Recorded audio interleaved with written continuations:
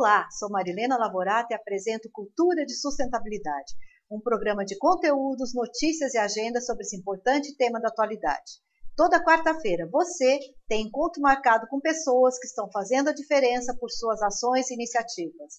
Temos quadros com dicas sobre saúde e bem-estar, educação financeira, Minuto Saúde e também o Virando do Avesso, que vai ensinar você a transformar em um novo produto aquilo que seria descartado. O tema de hoje é muito atual, economia criativa. E para falar sobre isso, convidamos Laila Danslan, que é especialista em economia criativa e desenvolvimento sustentável. Laila também criou e coordena o movimento Crie Futuros. Obrigada, Laila, para você estar aqui e compartilhar com a gente o seu conhecimento em economia criativa. E eu queria começar, Laila, fazendo a seguinte pergunta para você. Qual que é a diferença entre economia criativa e economia tradicional? O que difere uma da outra?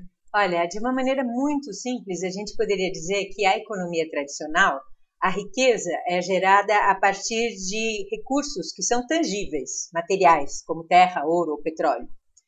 E a economia criativa, a riqueza é gerada a partir de recursos que a gente chama de intangíveis, como cultura, conhecimento, criatividade, experiência. E aí tem a coisa interessante, porque a economia tradicional, se os recursos são tangíveis, são finitos, se consomem com o uso.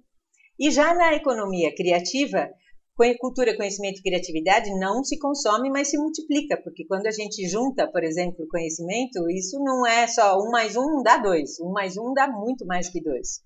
E aí a gente tem uma relação fabulosa, que é a relação da economia criativa com a sustentabilidade, porque os recursos intangíveis não se consomem, mas se multiplicam.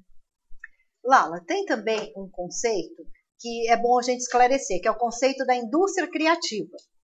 Então é interessante falar se existe uma relação da indústria criativa com a economia criativa, se são coisas distintas, se são complementares, o que difere uma da outra. Tá. Olha, a ideia de indústria criativa, ela surge faz tempo, ela surge na metade dos anos 90 na Austrália, mas se desenvolve mesmo no Reino Unido a partir de 97, quando o Blair assumiu o governo e se percebeu que o país não tinha por onde crescer. E aí ele juntou todos os ministros, academia, empreendedores, etc., para achar uma solução. E a solução encontrada foi crescer a partir da cultura anglo-saxônica, da moda, do cinema, da música, etc. E aí eles cunharam o que depois avançou como todos os fundamentos da indústria criativa. Indústria criativa é setorial, e são os setores que estão ligados à criatividade. Primeiro, as artes, depois todos os setores que produzem conteúdo, como mercado editorial, cinema, televisão, etc. Depois, os setores que têm os serviços criativos, como moda, design, publicidade e arquitetura. A economia criativa, se você imaginar que são bolinhas, dentro de bolinhas, uma contendo a outra, a primeira bolinha é das artes, a segunda é das indústrias criativas, a terceira seria uma abordagem de cidades e territórios criativos, que aí já não é mais por setor, mas pelo espaço, pelo território, e a bolona maior é a economia criativa, que é uma economia que vai ser a chave para qualquer tipo de negócio, não apenas para os negócios criativos, porque em qualquer tipo de organização, de indústria, de comércio, o que vai garantir a longevidade, o diferencial, vão ser atributos intangíveis, porque os produtos vão ser todos iguais, produtos e serviços iguais, e a diferença vai estar no seu intangível. Qual é o teu propósito, qual é o teu conceito, qual é a tua pegada ecológica, qual é a tua pegada cívica, enfim, todas essas coisas que estão ligadas ao intangível.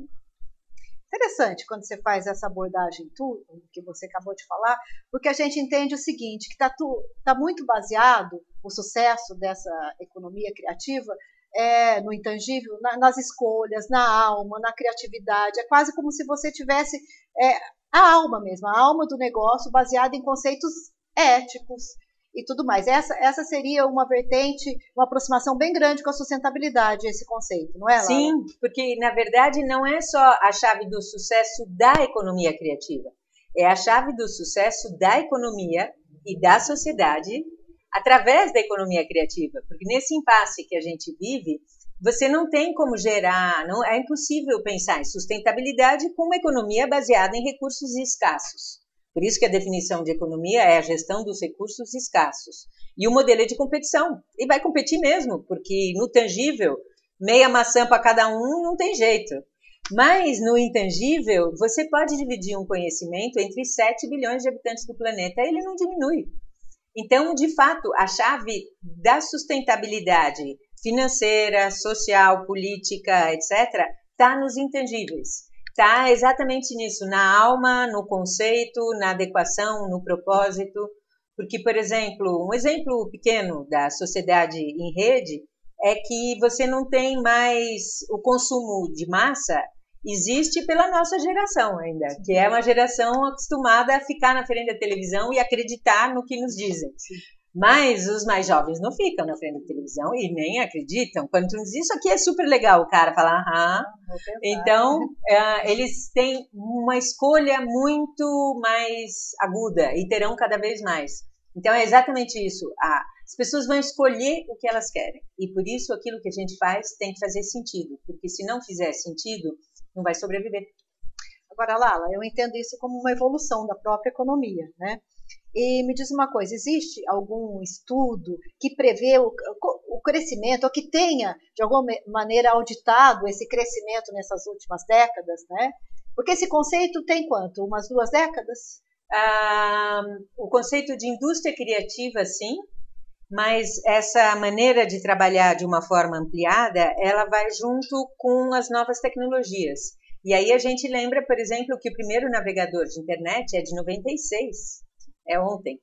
Então, o que eu percebi, observando processos bem-sucedidos em empresa, em organizações sociais, em territórios, etc., é que existe uma espécie de um ciclo virtuoso. Esse ciclo virtuoso começa com você identificar os seus patrimônios intangíveis, aquilo que você tem de único, de próprio, sim, qual é o que você chamou da alma. E isso é óbvio, porque se você imaginar, por exemplo, um poço de petróleo, ele só tem valor se ele está visível e acessível. Se, por exemplo, a nossa diversidade cultural não está visível, acessível, valorizada, ela é um poço de petróleo inexplorado, não tem valor. Então, a primeira coisa é você reconhecer esses ativos intangíveis ou recursos intangíveis. Só que aí você precisa de um processo para trabalhar com isso. Da mesma maneira que você precisa de um processo para trabalhar com o petróleo e transformar em tantas coisas. Esse processo só é possível pelas novas tecnologias de comunicação e informação. Porque aí você está em muitos lugares ao mesmo tempo. E aí repara que interessante, intangíveis funcionam de forma exponencial. Porque conhecimento mais conhecimento, 1 mais 1 não é 2. Novas tecnologias também funcionam de forma exponencial, porque quando você tem uma estrada física, por exemplo, eu vou daqui até lá e pronto. Nas estradas virtuais, eu tenho centenas ou milhares de estradas ao mesmo tempo. Quando você combina esse infinito dos intangíveis com o infinito das novas tecnologias, porque é um mundo real, tangível, escasso, mas infinitos mundos virtuais. Aí você tem um terceiro infinito, que é dos processos colaborativos, que é a coisa mais recente e fascinante. Assim. Qual é o resultado de tudo isso? Você tem mudanças exponenciais.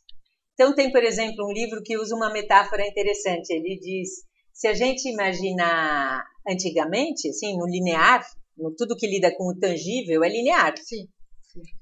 No linear, se eu dou 30 passos, eu ando 30 metros. No que lida com o intangível, novas tecnologias, colaboração, vai tudo exponencial. Então, não é 1 mais 1, é 1 elevado a elevado a elevado, então é 2, 4, 8, 32, assim vamos. Então, meus 30 passos exponenciais são 26 vezes a volta na Terra. Então, isso é o que a gente está vendo. Tem uma mudança muito rápida e muito acelerada quando a gente trabalha com esses processos intangíveis, essa combinação de recursos intangíveis, novas tecnologias e processos colaborativos. Isso é muito fascinante, a gente não vai esgotar o assunto num único programa, vamos aprofundar agora na sequência, só que antes eu tenho que chamar um vídeo, que é bem interessante, que é do Virando do Avesso, que ensina a transformar em um novo produto aquilo que seria descartado. Usa também, Laila, muita criatividade. Além de dar consciência ambiental, de melhorar o meio ambiente, Vamos assistir e ver a dica de hoje. Primeira coisa que você tem que fazer é o seu cafezinho. Fazendo o seu cafezinho, você vai deixar secá-lo, tirar bem o pó, tirar mesmo, veja que ele esteja bem limpinho. Você vai dobrar em 4 e, gente, cortar com um molde de pétala, que isso você pode tirar a olho mesmo, ou pegar mesmo uma pétala de uma flor e fazer como exemplo.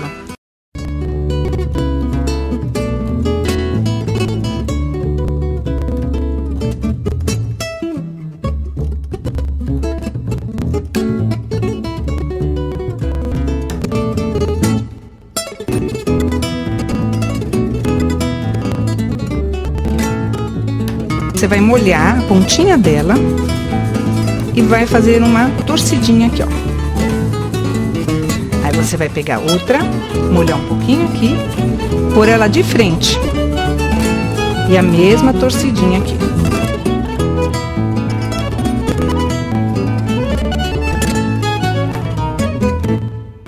Não é fácil de fazer uma técnica dessa e ainda poder ganhar dinheiro com essa técnica? Então acho que agora tá na hora. Mãos à obra.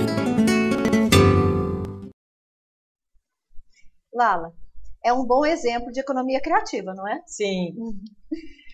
E, Lala, eu gostaria também de estar falando com as pessoas que estão nos ouvindo. Os internautas podem enviar perguntas sobre o tema economia criativa, que a Lala aqui conosco vai respondê-los. E vou aproveitar também para convidá-los a conhecer o Benchmark em Brasil, que é um selo de sustentabilidade que está indo para a sua 11ª edição, que certifica os detentores das melhores práticas de sustentabilidade. Vocês estão vendo na tela fotos da última edição, que foi realizada em julho no MASP, e se a sua empresa tem uma boa prática de sustentabilidade, pode participar. Mas importante, tem que inscrevê-la entre março e maio de 2013, que uma comissão de especialistas de vários países vai analisar, vai avaliar, e se a sua prática tiver o índice técnico, ela vai para o ranking, ela vai para o Banco de Boas Práticas, que é o maior do Brasil, de livre acesso. Já temos 250 boas práticas de sustentabilidade. Vocês podem ter mais informações no site que aparece na tela.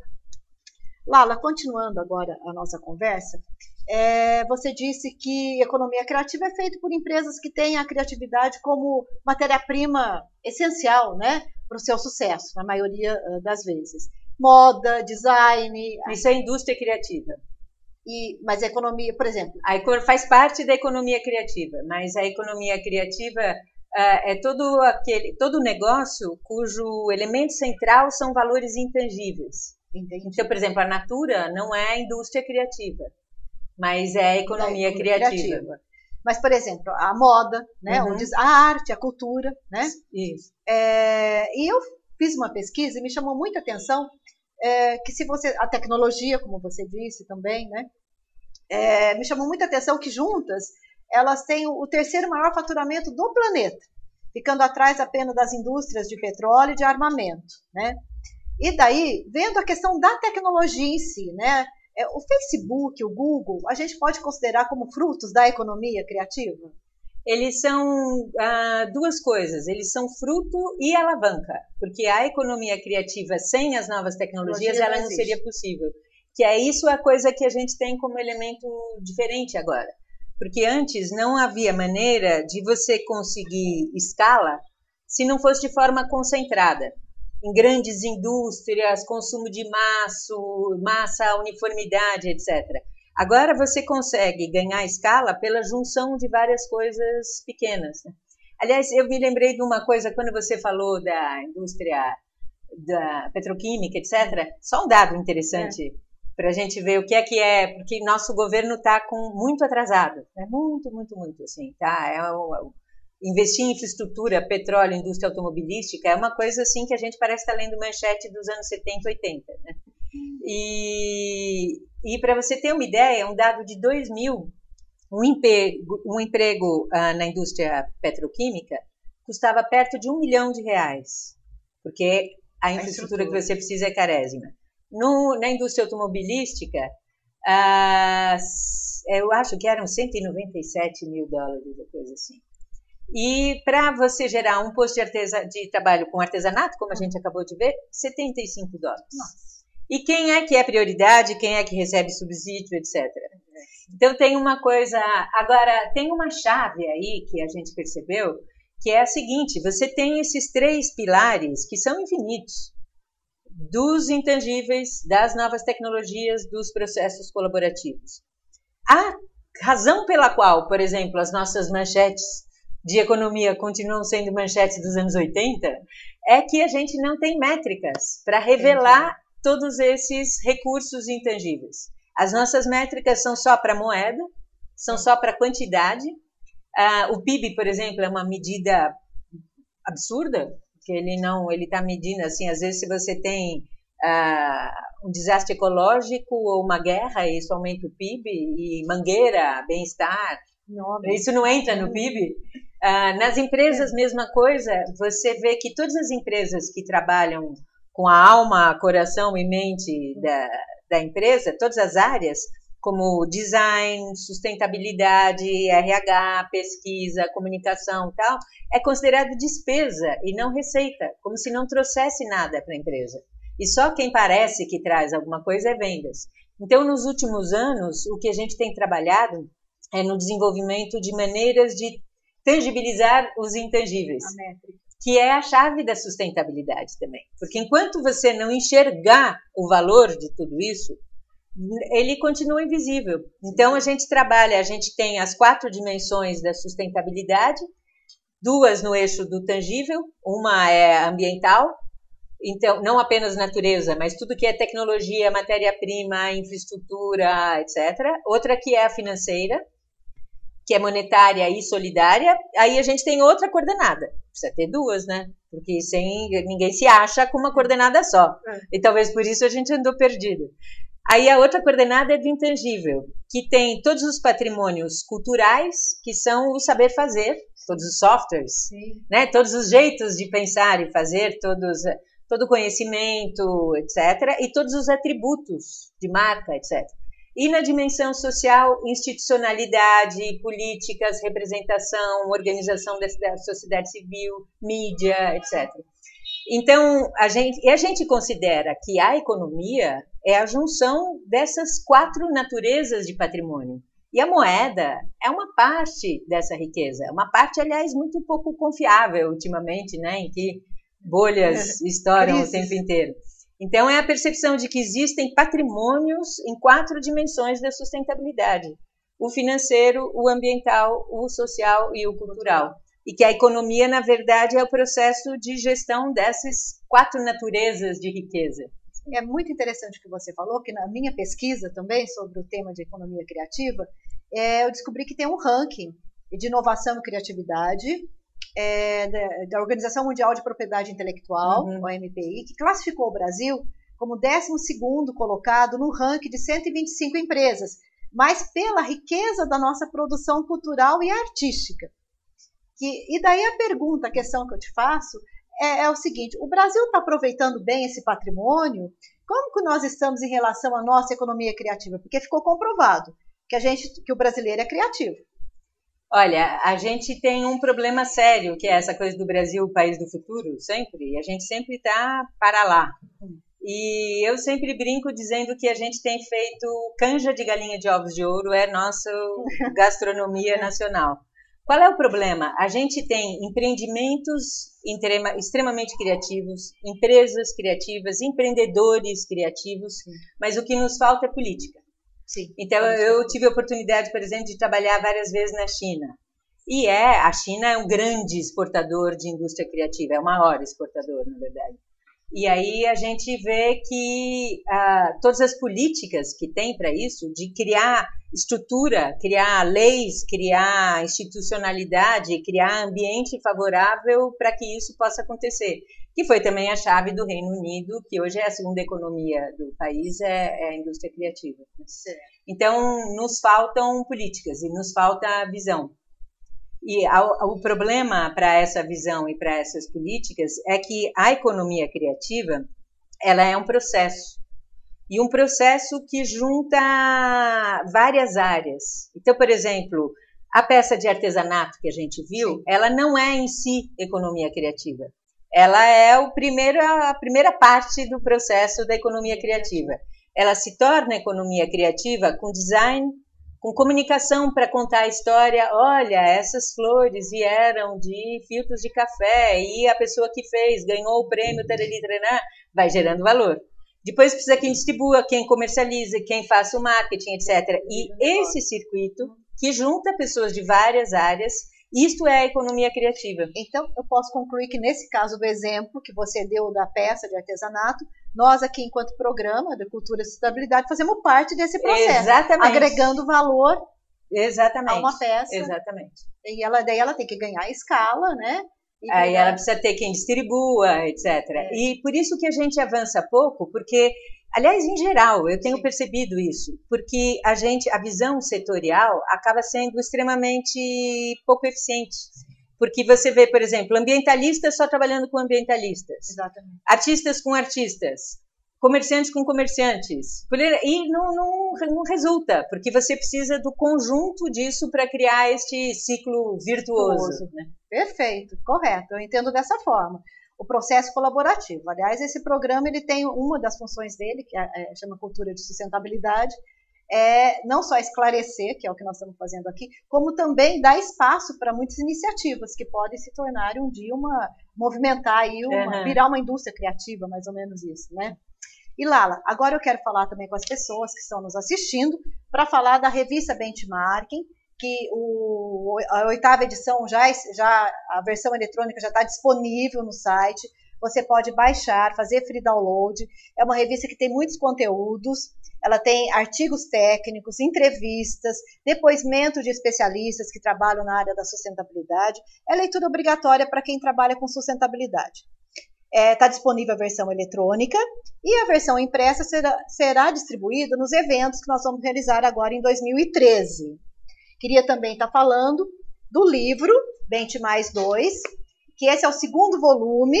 Ele tem 198 boas práticas de sustentabilidade, tem artigos técnicos, depoimentos de autores nacionais e internacionais. Um dos autores internacionais presentes é o Lester Brown, que é muito conhecido na área de economia ambiental. O prefácio desse livro da ministra Isabela Teixeira, ministra do Meio Ambiente, é também leitura obrigatória. É um livro de gestão de prática de sustentabilidade. Se você quiser adquirir, basta mandar o seu e-mail, né, que está aparecendo na tela, que a gente entrega para você, tá? E Lala, é muito interessante esse assunto que nós estamos falando aqui, né? E você citou o caso do Brasil, que ficou em 12º lugar, mas ainda nós temos que avançar muito, pelo que eu entendi. O Ministério da Cultura criou, no início desse ano, uma Secretaria de Economia Criativa. Daí eu te pergunto, houve avanços significativos após a construção dessa secretaria? O que ela faz na prática, a Secretaria de Economia Criativa? A Secretaria de Economia Criativa fez o melhor plano de gestão que eu vi nos últimos anos, e olha que eu vi em muitos países. Foi um plano que começou a ser feito no ano passado também, antes de ser efetivada, como a Secretaria de Economia Criativa já estava trabalhando, com consulta a dezenas de universidades, dezenas de especialistas, mais de 19 ministérios, todo o sistema S, etc. E aí foi formulado um plano que é maravilhoso, chama-se Brasil Criativo, e é um plano de desenvolvimento do país através da economia criativa, que é feito em conjunto com 14 ministérios. Ele foi para a Casa Civil, e ele foi para a Casa Civil. Ele está lá na Casa Civil? E ele está na Casa Civil. Dilma, acorda! Alô, vamos passar de 1980 para 2010. Vamos parar de dar incentivo para carro, infraestrutura, essas coisas. Economia criativa. Alô, governo, economia criativa. Vamos apostar na economia criativa e quem sabe em 2013 a gente cresça mais do que muito 1%. Bom. Porque o Brasil, e de uma maneira sustentável. Porque nós crescemos em 2012 menos de 1%, não é isso? Com a economia tradicional, vamos chamar assim. Quem sabe 2013, né? Porque o interessante da economia criativa é que ela dá resultados financeiros, mas não apenas. Porque da indústria tradicional, muitas vezes você tem um resultado financeiro, o cara faz tampinha de garrafa. Legal, ele ganha um salário, mas isso não gera recursos ambientais, sociais e culturais. Aliás, eu ouvi você falando do livro, queria também dizer que a gente fez para Rio +20 um livro que chama Desejável Mundo Novo, e é uma simulação, assim, entre os muitos futuros possíveis, de uma vida que é mais criativa, mais sustentável, etc., a partir desses 4 tripés que eu falei, né, dos intangíveis, novas tecnologias, processos colaborativos e novas métricas. E dá para baixar, entrando ou no meu site ou no site do Cri Futuros. Ele chama Desejável Mundo Novo. Tem em português e inglês. Nós vamos falar sobre o Cri Futuros, só que agora eu vou chamar um vídeo que chama-se Minuto Saúde, esse quadro. São dicas para nossa alimentação, para também a gente ter um pouco mais de qualidade de vida. É de um chefe de gastronomia que trabalha só com produtos orgânicos. Vamos assistir? Olá, eu sou o chefe Luiz e esse é o Minuto Saúde. Estamos mais uma vez aqui na Casa do Zezinho, localizado na Zona Sul de São Paulo. E hoje nós vamos fazer uma receita que reaproveita aquilo que a gente não usa normalmente, como talos e folhas de legumes e vegetais. Para essa receita nós vamos utilizar talos, folhas, que normalmente não são utilizados, mas que contêm muitos nutrientes. Nós pegamos essas folhas, esses talos e picamos eles bem pequenininho. Para essa receita, nós vamos utilizar os talos de folhas picados, 2 ovos, farinha, cebola e uma pitada de sal.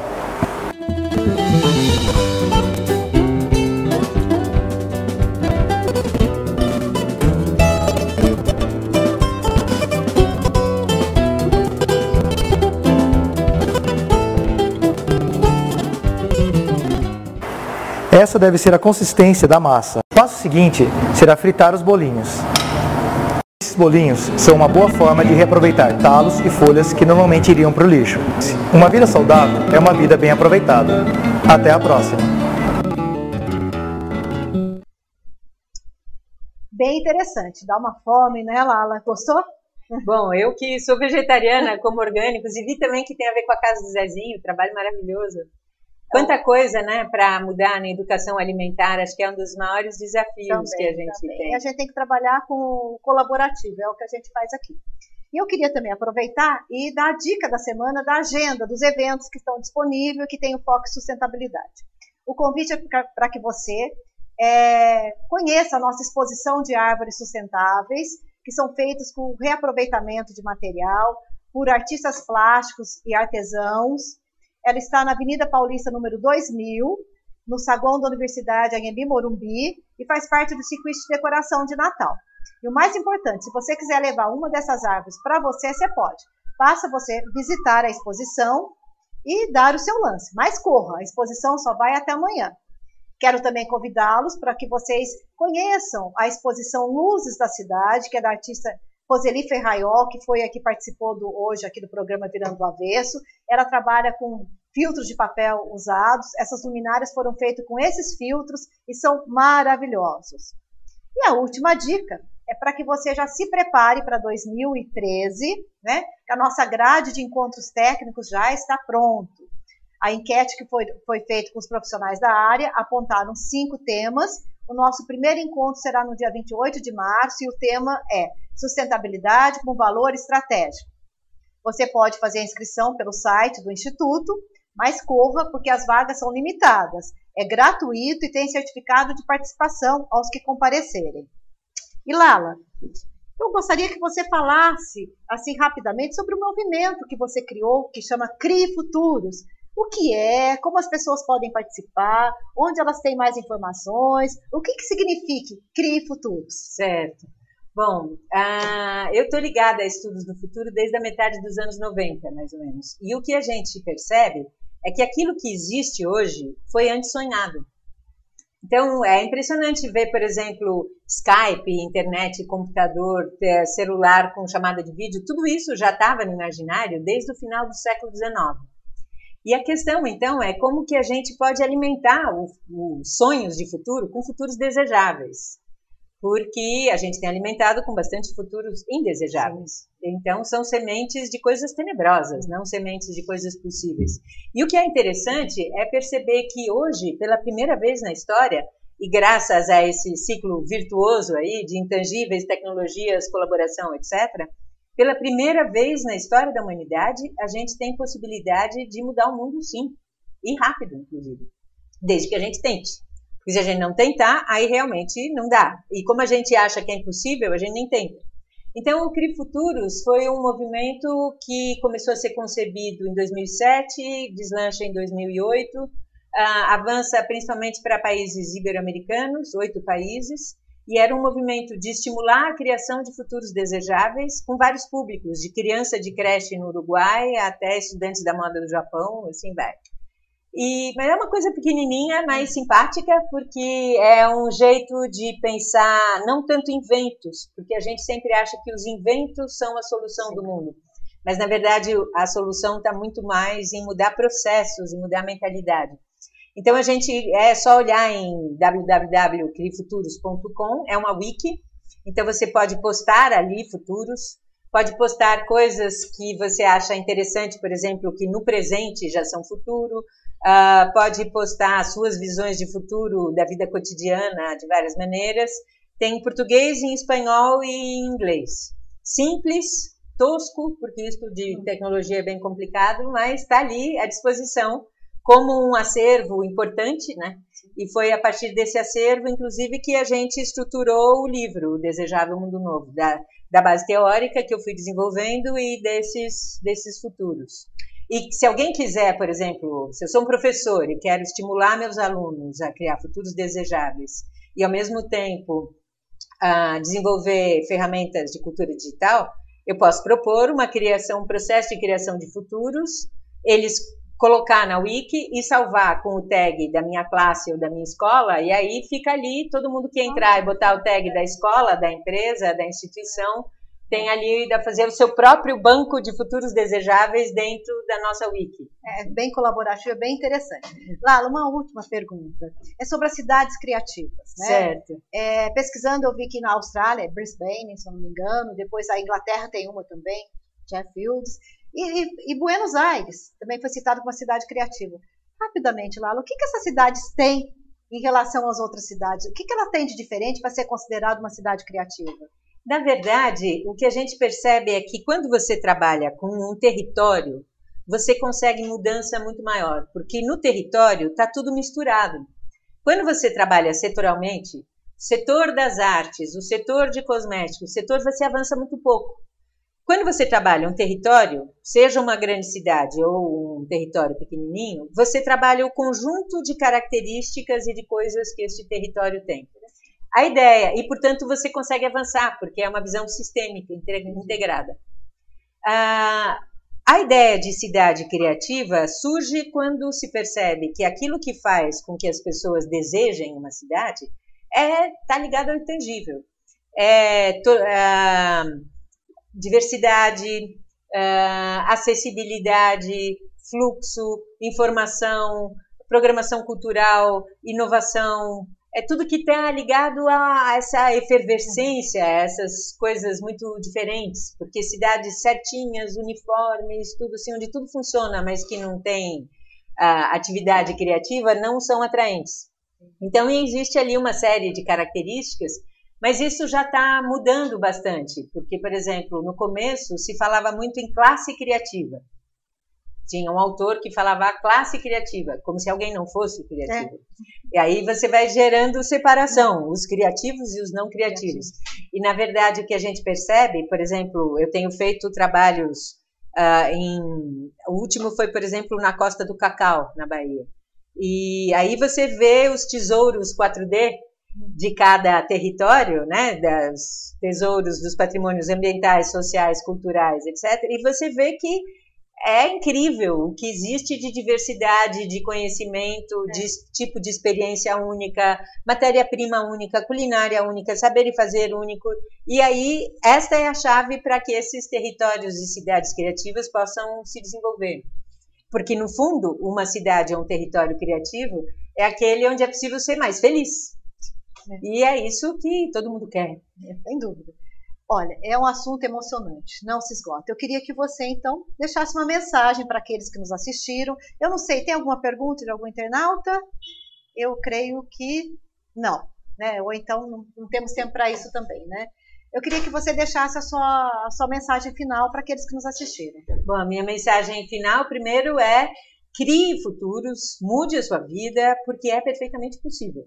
A gente é ensinado que não, a mídia fala que não, os livros de estudo que estão baseados num tempo aí que já passou também falam que não, mas é possível muita mudança e muito rápido, porque existe conhecimento, existem recursos, existem pessoas. E claro que essa combinação destes 4 infinitos intangíveis, novas tecnologias, processos colaborativos e novo conceito de riqueza é uma base extremamente sólida para que isso seja possível. Lala, eu agradeço imensamente você ter vindo aqui, dedicar o seu tempo para compartilhar o seu conhecimento. Eu parabenizo sua iniciativa aí, esse conjunto de ações tão bem direcionadas aí para a sustentabilidade. Obrigada, Lala. E agradeço também você que nos assistiu até esse momento e já convido para o nosso próximo programa, que vai ser no dia 9 de janeiro. E quem vai estar falando é a arquiteta ambientalista Soraya Vitiello. Ela é criadora da Casa Eco Urbano e ela vai falar sobre paisagismo e qualidade de vida. Quero também, eu e toda a equipe do Cultura de Sustentabilidade, desejar um 2013 com muita paz, um ótimo Natal, um ano menos insustentável, com mais verde, mais inclusão social, mais justiça social e tudo de bom. Eu espero vocês. Até lá!